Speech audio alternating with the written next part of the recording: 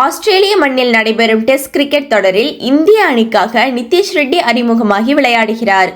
21 வயது மட்டுமே நிரம்பியுள்ள அவர் பெரிய அளவில் உள்ளூர் டெஸ்ட் கிரிக்கெட் தொடரில் விளையாடியதில்லை. அதன் காரணமாக இத்தொடரில் சவாலான ஆஸ்திரேலிய மண்ணில் அவரால் அசத்த முடியுமா என்ற கேள்விகள் எழுந்தன. ஆனால் இதுவரை 4 போட்டிகளில் அவர் 294 ரன்கள் குவித்து அசத்தியுள்ளார். குறிப்பாக முதல் போட்டியிலேயே 42 மற்றும் 38 ரன்களுக்கு நாட் அவுட் என்று அவர் எடுத்த ரன்கள் இந்தியாவின் வெற்றிக்கு முக்கிய பங்காற்றின.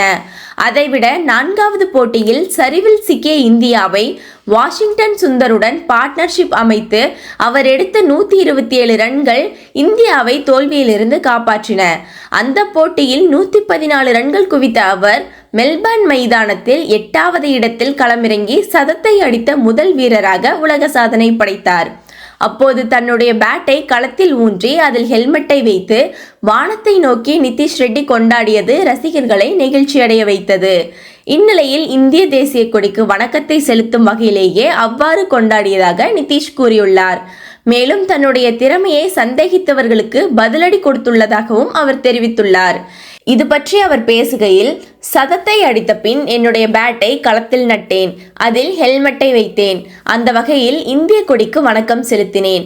நாட்டுக்காக விளையாடுவது எனக்கு மிகப்பெரிய உத்வேகம், அது மறக்க முடியாதது. IPL தொடரில் இருந்து வந்த இளம் வீரரால் இது போன்ற பெரிய தொடரில் அசத்த முடியுமா என்று சிலர் என்னை சந்தேகப்பட்டார்கள். அவர்களை இங்கே தவறு என்று நான் நிரூபிக்க விரும்பினேன்.